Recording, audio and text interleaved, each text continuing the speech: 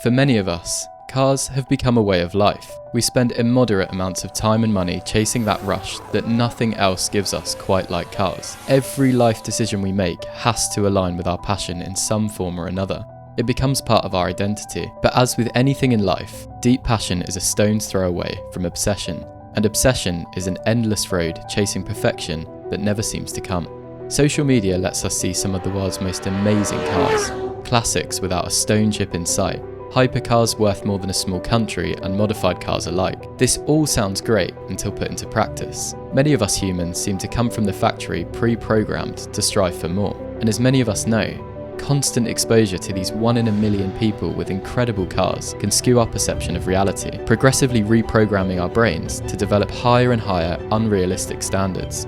Cars which as children we once dreamed of owning become ordinary, and the only cars we believe will fulfill us are utterly unobtainable.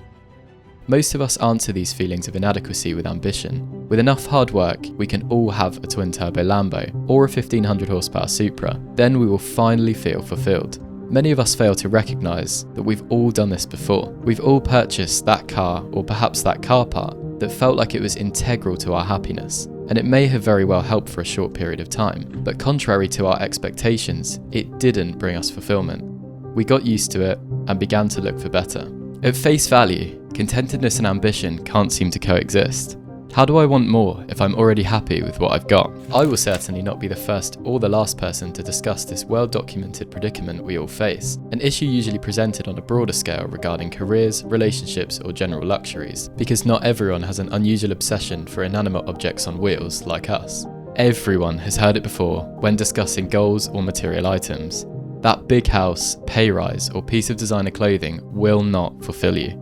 Regardless of whether you choose to believe it or not, we've heard it all before, but we rarely heed the warning, particularly when that goal or item is centered around our passion, which for most of you who click this video is cars. Having a deep passion for something makes it even easier to fall into the "this new thing will make me happy" trap, as we perceive the reward to be even greater than usual. Why wouldn't we if we live and breathe cars? But where does the chase stop?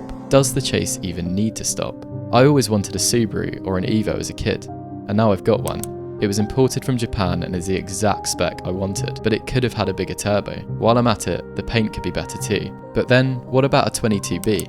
That would be way cooler, but maybe a supercar would be even better. The bittersweet reality of cars is that they will go as far as your wallet will take you. A game with no end is a recipe for endless fun, but also endless disappointment with the wrong outlook. Along with this, some of us fall victim to buying cars with not only our own enjoyment in mind, but with the anticipation that we'll impress others around us, losing sight of what we really want in the pursuit of that external validation. I would argue that this very thing is currently a significant issue in the car world, but that's for a whole nother video. This is the part where if I was a philosopher, I'd have a concisely written answer to provoke thought and resolve all of your confusion.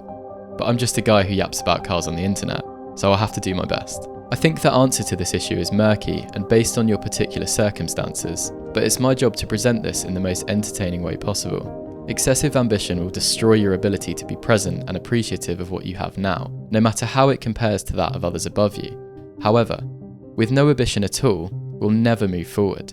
A significant part of cars for many of us is the journey. Many of us with varying degrees of skill will work on, modify, and build our cars, and we will have fun doing it, for the most part. If we simply fixate on the result, it becomes harder and harder to appreciate the process, and often the result isn't all that we built it up to be. Sometimes it's important to stop and appreciate how cool 6-year-old you would have felt even driving a car, full stop. 6-year-old me would be over the moon with my history of car ownership, and I haven't owned a single supercar or even a car with an excess of 400 horsepower. My main objective of this video was to highlight how much, as enthusiasts, our relationship with cars can teach us about how we can better navigate our lives in general, and serve as a reminder of why you fell in love with cars in the first place. Cars should be a tool to fulfill your own desires and not your desire to impress others, as the harsh reality is, you never will. To maintain our love for cars, we have to find the balance between dreaming big and gratitude for how far we've come and what we already have.